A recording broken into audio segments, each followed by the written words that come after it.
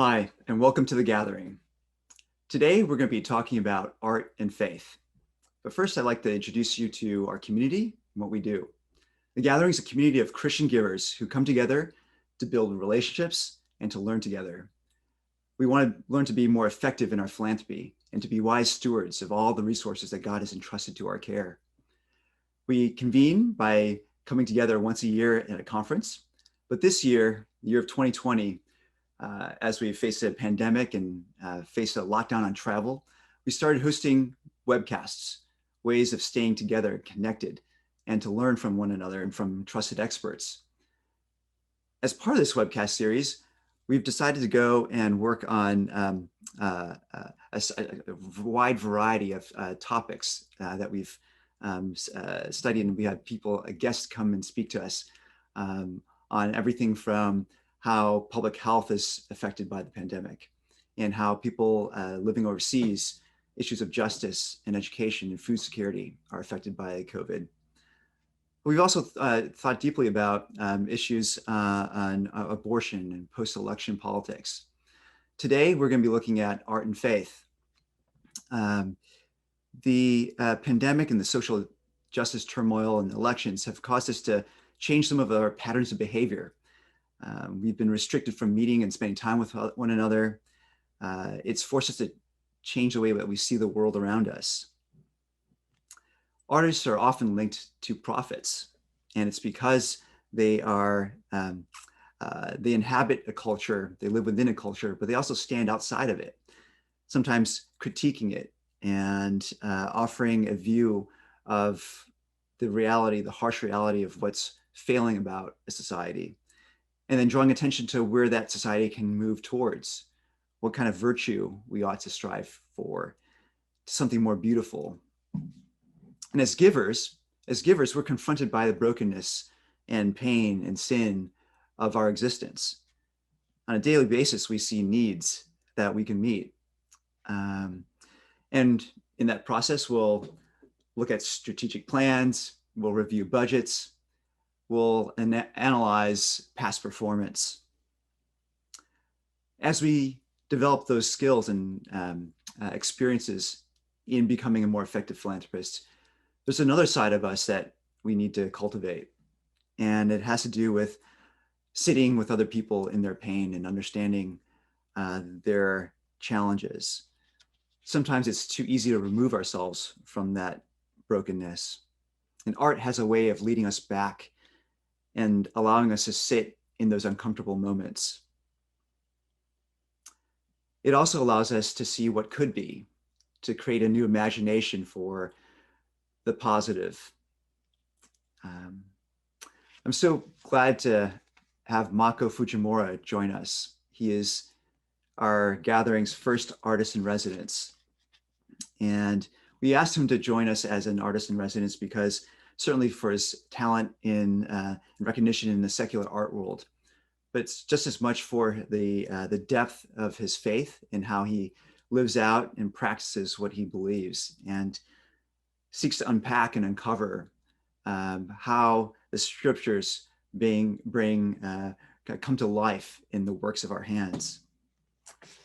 So Mako, he's been recognized in museums and galleries from Japan to the United States.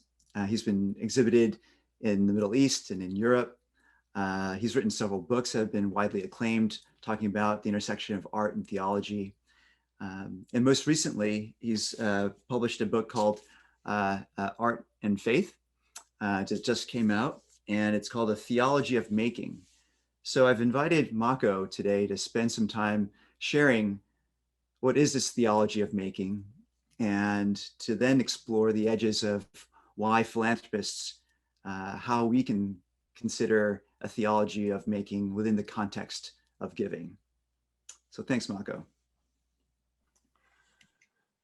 Thanks, Josh, and thank you for welcoming me into the Gathering family. And here I am in Princeton, New Jersey today in my studio here. And you can see these large paintings in the background.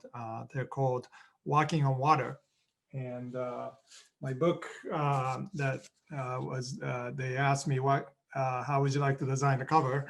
And since I'm a visual artist, as well as an author, I guess I get to have some say in that. And I chose an image called Walking on Water as well.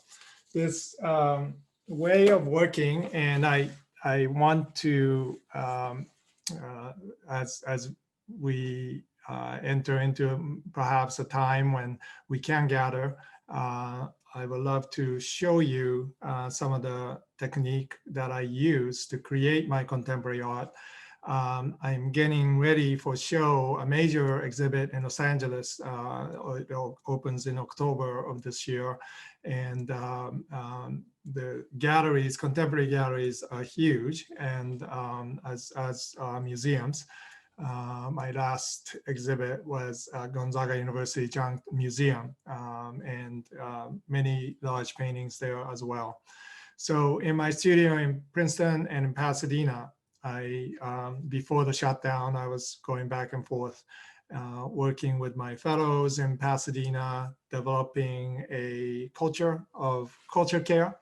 As opposed to culture wars, we endeavor to create a community of a very diverse group of young people who may be artists, maybe pastors, maybe engineers, maybe even somebody going into politics.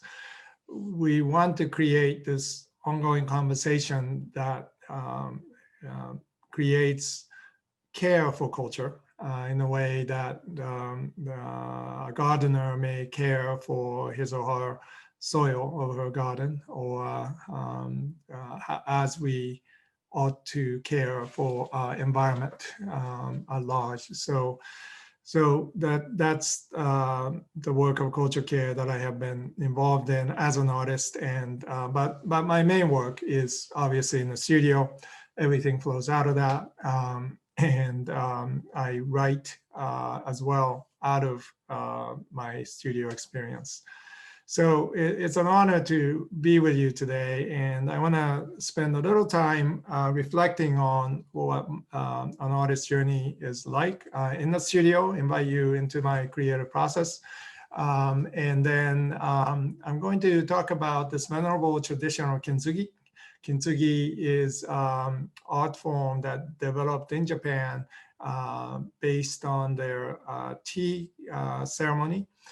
But it is also now more as a way that, as we understand this metaphor in light of the fractures and brokenness that we experience in culture and society.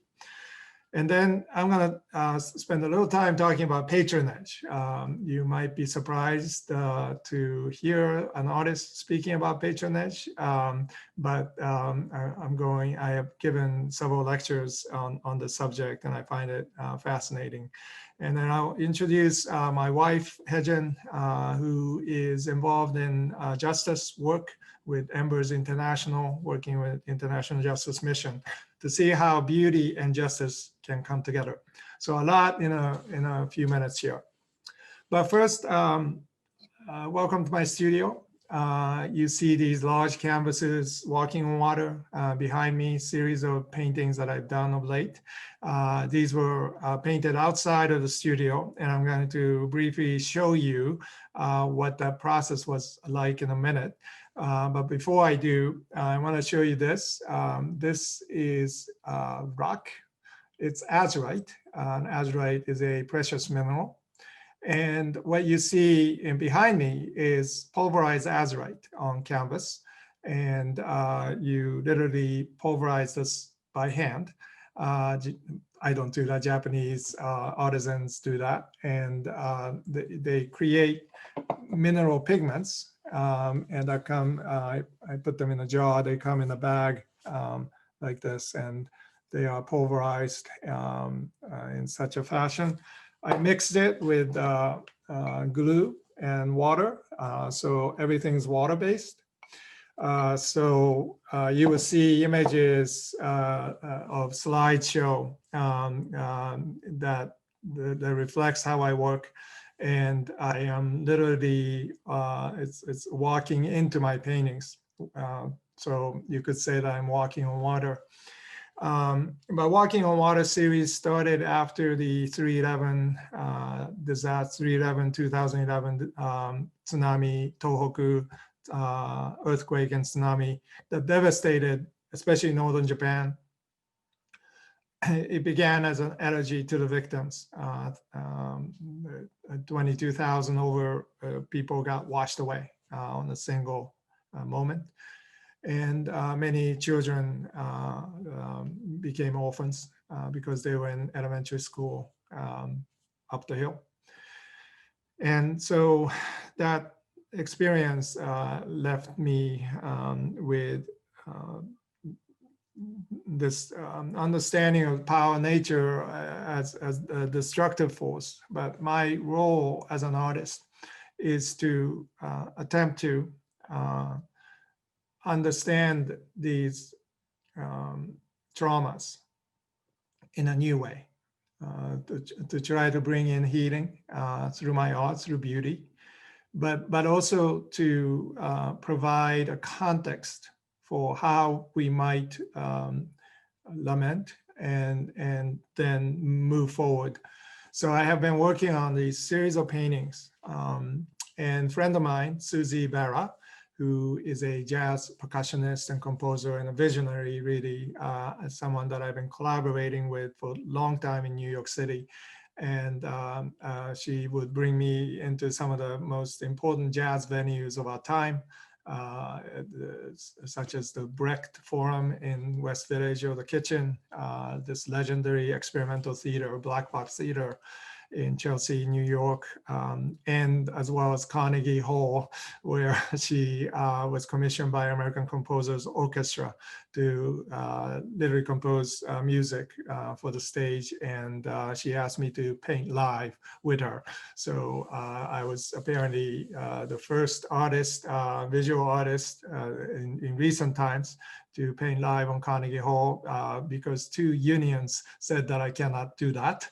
And my job as an artist is to negotiate and try to make the impossible possible.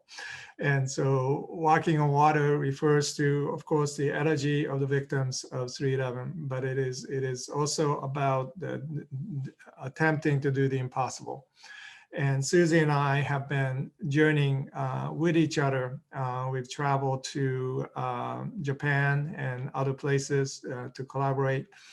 And recently, she found herself in the hills of Himalayan hills, traveled with her underwater microphone to record sounds of glaciers breaking apart there. When I heard about that, I told her she knew already that I've been working on these series of paintings, but I asked her if I could commission her to do music as a sound response to my previous Walking on Water paintings. And then she composed the music, and I responded by painting these images outside of my Princeton studio. So what you hear is one of her tracks that she composed in response to my Walking on Water, and me responding to that music as it's being played outside of my studio. And I am painting in response to her music. So it's a short clip, and I'd like to show you and invite you into my creative process.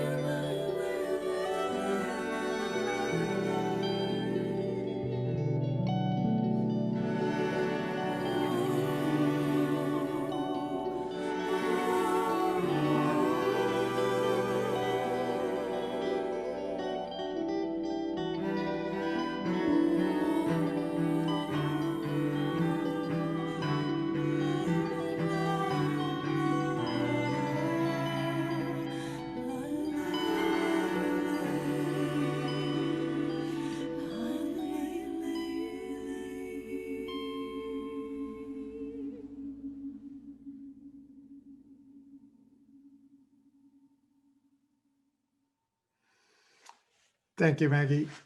So what began as an elegy to the victims of 2011, is becoming this collaborative way of capture the lament of our times and to suggest that art and music in collaboration can pave the way for us to speak about climate change or any other issues that is impending.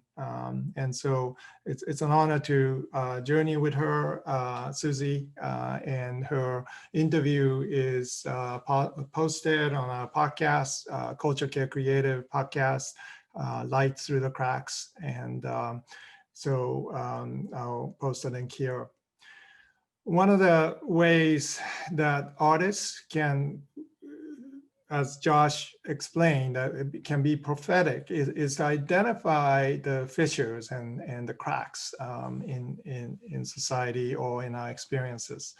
And I have recently been thinking a lot about this, and one of the chapters of Theology of Making book, Art and Faith book, is on the art form of Kintsugi. Kintsugi is literally translated gold mending. And I have a box here that I have designed for Kintsugi box. And I have been working with a Kintsugi master in Japan, Master Nakamura, to develop a way for us to practice Kintsugi ourselves. Kintsugi has been a venerable tradition that has been a secret tradition for a long time. And it wasn't until recently that Master Nakamura developed a way that anybody can practice Kintsugi using a Kintsugi set like this. And inside some of the elements that he uses to mend cracked ceramics. And I'm going to show you one that he just finished. This is an 18th century tea ball, a black tea ball, but that has been fractured, as you can see here. And instead of gluing it back together to pretend that that never happened, Japan lacquer masters developed a way of mending with Japan lacquer, but then accentuating the fracture with gold. The resulting bowl is far more valuable than the original, as important as this historic bowl is. And so I have attempted to create something to house this Kintsugi, and in creating these boxes that are done with gold and malachite. And I have been doing a series of work in response to the work that Master Nakamura has done, and and this is a traditional way of honoring and collaborating as well. And Japanese tradition has always done these collaboration between designer and a visual artist, and of course that can lead into music as well. So Kintsugi theology is a significant part of my thinking as we move into these fractured moments. Master Nakamura developed this kit after 3/11 because he wanted to bring Kintsugi, art of Kintsugi, into the lives of the victims of the tsunami, 3/11 disaster. So he wanted to develop a way to create a Kintsugi set that even children can use in order that they can mend their broken ceramics left in their homes that was used by their family, memories of their parents and grandparents, to be able to bring back the healing, at least of that object, as a symbolic gesture.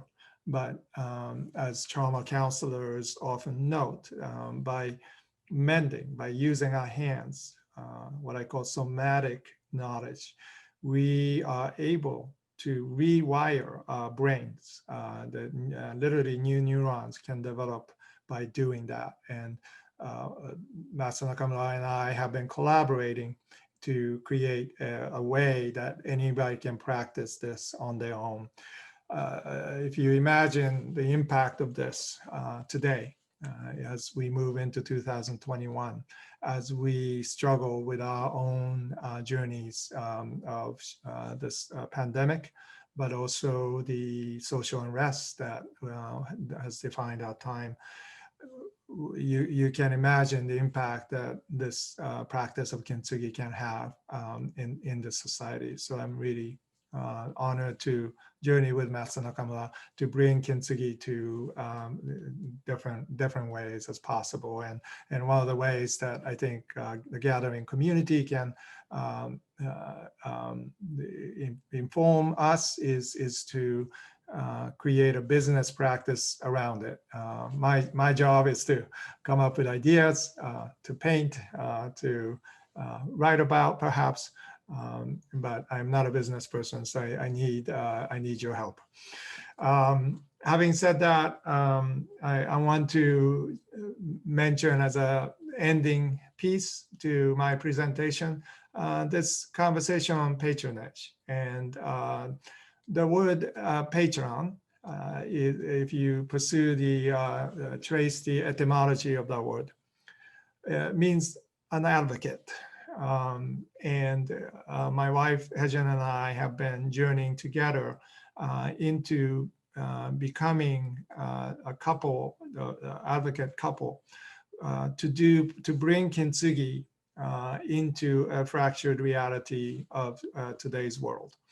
And so I'm gonna have Hejin join me here, and I'll talk about this word, patronage. Hello. So if you trace the etymology of the word patron, it meant literally in Greek, Roman times, that somebody will raise a slave child and educate that child so that the child can be empowered and freed. That was the original meaning of the word patronage. Now, when we talk about patron or patronage today, it sounds like a wealthy person giving money to a cultural institution. But I'm going to refine or redefine that by putting it back to its original definition, which is to be an advocate. So I have given several talks on this, and inevitably, artists will gather because they need a patron, and they want me to introduce them to patrons in the room. And what I start out by saying is, no, you got the wrong idea. The word patronage means to be an advocate, and if you want to pray for patronage yourself, you need to begin by becoming one. So artists, you are the ones equipped with this sense of integration and beauty. I want you to become an advocate, either in the needs around you or even to support another artist. By doing that, you will learn what it means to be an advocate, to commit long-term to those who are in need of your help. But at the same time, I also want to say that the word patronage requires a lot of sacrifice and a lot of commitment. And therefore, Hejin and I have been trying to lead in this effort as her vision, her dream is to eradicate slavery in our generation, in our time. So I wanted to join her, especially in the work with IJM and Embers International, which is an organization she co-founded, and to bring beauty and justice together in order to liberate those who are suffering under the oppression of being a sex slave or being under oppressed system of being forced into labor as a slave. We want to create a way that beauty can flow into work of justice. And I speak about this in the book as a way to do both is through the work of mercy. And so this path that both of us are on is very much at the heart of God's love for the world. So do you want to say just a word before we go into Q&A? Just I guess just a few comments on that. And well, first of all, thank you for allowing me to be part of this this time together. Mako talks about how everyone is called to be an artist. And even before I met Mako, I always talked about how everyone is called to be an advocate. And that's because Jesus is our advocate. And he's the one who's standing before the Almighty God, defending us. And he's not just talking about us, but he himself became one of us so that he can be an advocate, putting himself in our shoe and understanding the suffering that, we are going through. And ultimately, the reason why, we advocate for someone else is because we understand and believe that that person is created in the image of God. And there is a beauty that has been destroyed or oppressed or the needs mending.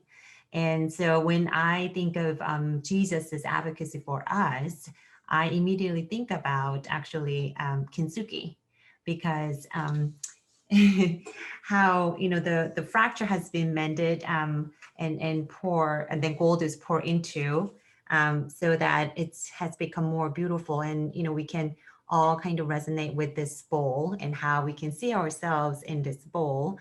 And when we are called to be a light in this world, this is exactly what God, I think, wants us to do, to pour ourselves into another person who's so fractured, who cannot speak for themselves. And God has made us to be gold. So we are called to pour ourselves into these fractures of someone else and make that person beautiful again, and even more beautiful. So, that's what I consider to be an advocate. And, I'm really just really grateful and joyful that Mako really understands that as well. And ultimately, we see God who is a beauty. And in this work of justice, when justice is restored, ultimately what we see is beauty. And that's the reason why, we also seek justice for those who are oppressed. So as we go into Q&A here, the question I want to leave us with is, can we walk on water? Can we do the impossible? Artists can begin that process, but it takes a whole community of people to make that possible. It takes a couple to lawyer and an artist to even think about connecting the dots between beauty and justice. So Kintsugi is both justice, mending, but also creating new beauty. And so, we want to see a Kintsugi generation being birthed out of the fractures of 2020. It's interesting, Mako. It seems like there are some forms of art or expressions of art that sort of become really attached to a period of time. And maybe, just one example would be in the Soviet sort of communist countries, you see this industrial kind of art, and the architecture is very severe and powerful and dominant. But then like some of as the Berlin Wall is coming down, you see this kind of like rebellion also expressed in art. If you look at 2020, what forms of, what do you think will be the 10, 15, 20 years from now, what will we see in this kind of art that will be created in this time? Yeah, it remains to be seen. I thought a lot about plagues and pandemic, and my time reflecting on that has led to very interesting, historical realities, such as Fra Angelico painting in the time of Black Plague. Over it's 3 generations of people affected by this. And then Shakespeare, who wanted to build a theater, who couldn't build in London because of the plague. So he had to build something outside of London to sequester people into these layers, and to protect the kings and princesses in their own section, and then playing those layers off each other, as in Romeo and Juliet, right? So the characters are connecting. Literally like Kintsugi, and then sometimes having fun with those differences. What would come out of 2020? I don't know. I certainly have been very productive because being self-sequestered is part of my discipline. So it hasn't slowed me down. In fact, it has accelerated, launching of Kenzugi Academy, doing the podcast, painting with Susie, the music, and so forth. I'm having a major exhibit right now in Taipei, where it is that is the safest city in the world right now. So they can have exhibit and a meaningful exhibit. So we will see. But Josh, I think I'm sure something will come out, and part of the understanding of artists responding to a critical moment such as this is that a new paradigm will be birthed, and so this will affect not just the arts and culture, but it would affect businesses, education. It would affect hospitals, and it will affect governments. I really think that, if you look at the effect of Shakespeare or even the Renaissance that came out of Fra Angelico, right? So that is a significant marker into the future of civilization. So I'm looking forward to finding out what comes out. You talk about these the concept of truth and beauty, or justice and beauty. And I feel like right now in our society, we have such, we're sort of at war about facts and about what truth means. Yeah. And I wonder what role beauty has to play in a society that can't agree on truth or can't agree on facts. Yeah, so what we need is a common tongue, common language to speak, whether you are no matter what ideological spectrum you're on. Hejin and I have talked a lot about, social justice and the need for us to recognize the fracture in our time. And maybe you can talk a little bit about how beauty and justice, you saw beauty as an end of work of justice. Yeah, because I think the definition of truth is also very much to be debated, because people cannot agree on what is the truth. Right. So truth is not necessarily just a data gathering, but truth is something that everyone can agree on. And ultimately, I think, beauty is a part of that. And but justice is sometimes difficult because whose justice is it? What is that for? But when I think about beauty, when I said briefly about like why we seek justice, right? And that is to really to create beauty or mend the fracture so that we can have the beauty. And when we look at the end result of what the truth can get to, right? Truth in and of itself is, I think, is important, but when the truth brings out the beauty that is ultimately wants to convey to the world, and I think that's the kind of the end result that we can seek. So when we seek justice, when we're just looking at the fracture and then trying to just mend it without pouring gold into it, then we can repair it, but we're gonna still have this sense of loss.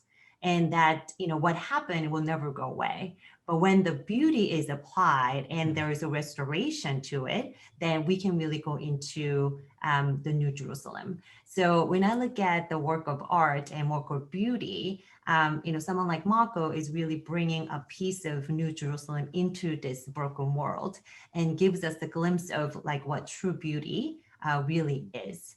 So I think we need to kind of look beyond just what is in front of us in terms of the data, but really look at where we're going with those information. Yeah.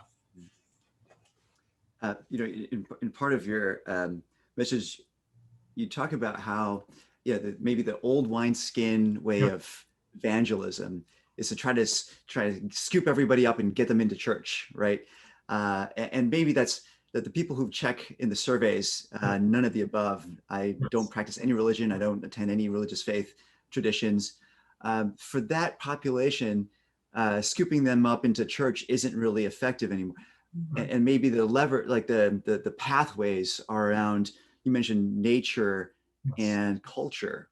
And so there is some strategic value to investing in art as a pathway into and work of mercy, right? Work of justice too.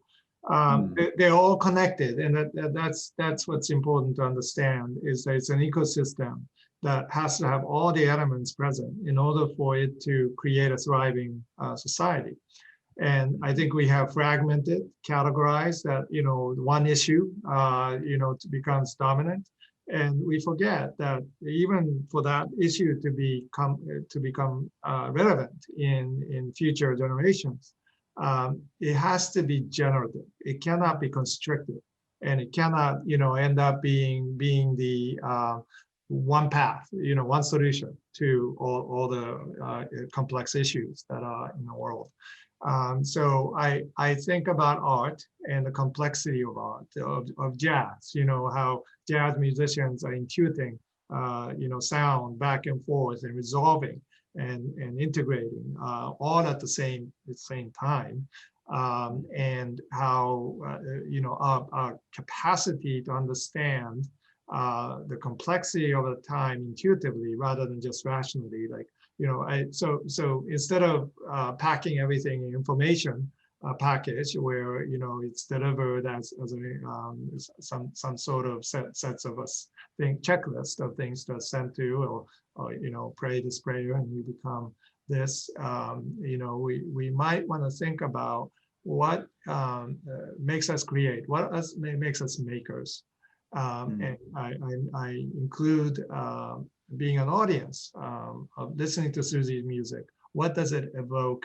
How do we change, the way we think about the issues at hand? And that really means how they become more fully alive, fully human. And once our senses are open, and cultivated, our imagination is cultivated, and the sanctified imagination will seek out justice and beauty through mercy. And that to me is I think that's what the generation, the non-generation is looking for, is a more comprehensive, integrated way of moving forward into the fractures of this world. Okay, thanks. Now I'd like to introduce Doug Wilson into our conversation. Doug is a gathering participant. He's a longtime friend of Mako's, served on Mako's board, but Doug's also been a philanthropist for a number of years. Doug currently serves on the boards of Trinity Forum, Telemachus Network, Edge Mentoring, and I was also on the advisory board for the Tuskegee University. And so I asked Doug to come because he brings a perspective of appreciation for the arts, but also a sort of seriousness with which he measures the impact of his philanthropy and investments. So Doug, one of the things that I really enjoyed getting to know you, and then having a tour of your office just the other day, and trying to see where we work actually has some influence into the ways our imagination can run. So tell us a little about how you think about art in work. Well, thank you, Josh, and it's a delight to be here, Mako and it's always good to see you guys. I also see a number of friends on the in the participant list, which is great.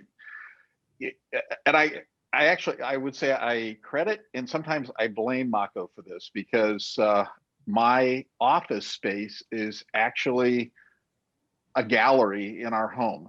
Now, when I say that, what I mean is that I intentionally curated this space with art. So if in a reasonably normal way, the spaces are covered with art.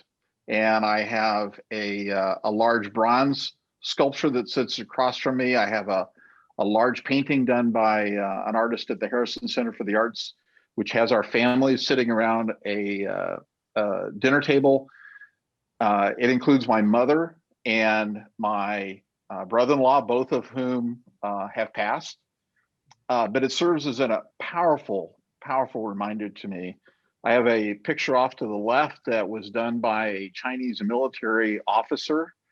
I spent a lot of time traveling over the years into China and met this military officer. But all of that, and the books behind me are very carefully curated. I mentioned to Josh the other day, when people look at the books that I have right behind me, they go, there's no rhyme or reason to this. And I said, oh, no, you've missed the rhyme and the reason. It is as diverse as it can be. So it'll go from anything from a Jim Collins book, and right next to it will be Alan Jacobs, which will be next to Edward Tufte talking about the visual display of quantitative information. The whole point of that, though, is that I love curating spaces with the intent of creating beauty. I think it's one of the most remarkable things that we can do for ourselves is to put ourselves in a space that evokes beauty. It presents beauty, which then evokes questions. And that, I think, is something that most of us don't do. We take a very utilitarian approach. And I think that's actually not, well, I'm sure that's not how God wired us. I know he wired us to not just simply be utilitarians, but to see beauty. And the best way I know to do that is I put myself in it. It surrounds me. And then the logical extension of that, just as I'll wrap it with this, is that when we built this home, which was downsized into a very small community, we can walk, ride our bikes to everything we do, but we built a little free library. But what's unusual about ours is not only that we have a little free library out in front of our house, but I curate it specifically around a breadth of books that people generally wouldn't find. And it was actually painted by an artist that Mako and I both know, Alicia Zanoni, here. So the whole notion was to create and express beauty so that when people come by walking their dogs, they go, this was unexpected. And then when I'm sitting on the front porch, we end up with these amazing questions and conversations around, well, so what's your reaction? And they go, well, it's just beautiful. Go, thank you. Why would you say that? And that leads into all kinds of interesting questions about transcendence and what beauty means. So, yeah. I want to ask you, Doug, about, well, you've confessed to me that you have very little artistic talent in the traditional ways of playing music or drawing, or right. But in your conversation with Mako said, no, you're still a creator. You're still an artist. Talk about like why should we see ourselves as artists, even though we left that behind years and years ago with our finger painting. We used to all think we were beautiful artists, and then somehow in adulthood we sort of dropped it. But Mako, you're saying that we should pick it back up again. Doug, you're saying that you don't have to be a creator specifically in certain ways. Both of you just share a bit about the theology behind how we're all makers, and then why it's important to think of ourselves that way. Well, this is going to be like I'm in the Mako fan club here, but he deliberately shaped my life in a way that I had not understood. So I come from a scientific business background, and I had listened to an interview with Mako on Mars Hill Audio, and I talked to the person who did his gallery, and I said, I'm going to be in New York. Can I see the stuff? And I went over to see it. And then she said, would you like to meet the artist? I thought, I've never met a real artist. And we went up to a studio, and we were chatting for a while. And I kept saying, well, I don't paint. I love it. I love everything about it, but I don't see myself as an artist. And he kept saying, no, you are. And I kept saying, no, I'm not. And he goes, your canvas is just different. What you do is you take things and create with the things that you're able to do, whether that be in building organizations, all of that sort of thing. But I'll never forget that when he said to me, you need to come, and I want you to come to this conference with me. And I kept saying, no, I can't. A week with artists and my head will explode. He said, you must come. And I said, oh, okay. If the one thing I've learned with Mako is that there really isn't a no. It's really just a question of how fast he wears down. It's easier if you're limestone than if you're granite, because it just goes shorter. But I went to this conference, which was around artists and churches. And next thing I knew, I had this feeling of, I'm with my tribe. I am with people who create. And that's what I do. I create. So whether it's connecting, most of my life, I feel like I end up spending time connecting people to people and people to ideas. And that's a form of enabling creation that other people can do. Sometimes it's around building companies. Sometimes it's around investing in really interesting ideas. So, in the other half of at least the other part of my world, if I were to connect the entrepreneurial ecosystem with the artistic ecosystem, I see no difference at all. It's about living with a mindset of being a creator and understanding that my palette is just different. And that created an enormous freedom for me, because I would walk around thinking, I feel like a 10-sided peg in a round hole all the time. And I realized that actually becoming round was not the goal that God had for me. That what he had for me was to be the person who was the creative, the person who would say, why not? As opposed to, why would we do this? It's been a fabulous journey over the years we've known each other.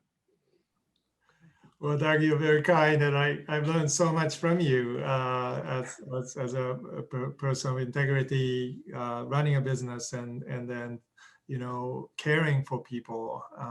And to me, as I said, my role as an artist is to paint and perhaps write a little bit, but I think we need everyone to participate in this project toward culture care, and I owe you a video of Kenzugi when I practice, so you can do it. And, almost 10 years ago, this came into fruition in a real practical business way, that we were taking a company public, and I was part of the founding executive team. And the question became one of, what is the number one thing we need to do? And we settled around healthcare, and we thought, well, why can't we just create an entirely new concept of the way healthcare is delivered to our employees, 24,000 employees. And I can remember people saying, that's not what you do. You just kind of do what everybody else does. I said, well, why would we want to do it that way? Why wouldn't we want to create something if we could? And I just asked 4 simple questions, which really were the 4 chapters of the gospel, but I used different language. I said, does anybody here believe that this is the way healthcare ought to be? And nobody said yes. I said, so is anybody happy with the way that it is? No. Well, the next step is can. What can we do that can help reveal an element of the kingdom? Because we have that in us.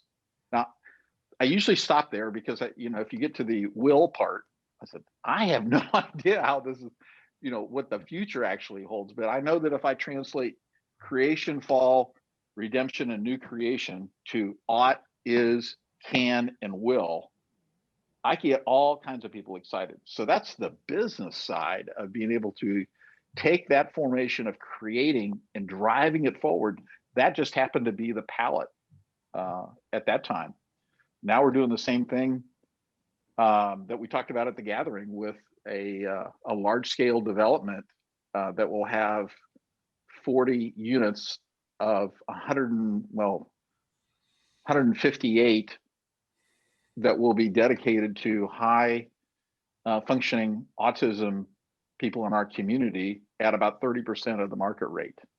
Mm-hmm. And it's simply a notion of saying, well, how do you do that? And we created a financial structure to do that as well as other things. But it's all of it comes down to this notion of being a maker. Can I imagine? And I'll circle back to the beginning and just, I think a lot of that happens because I immerse myself with great intentionality into beautiful environments where I'm just struck by the awe of it, and it fuels my imagination.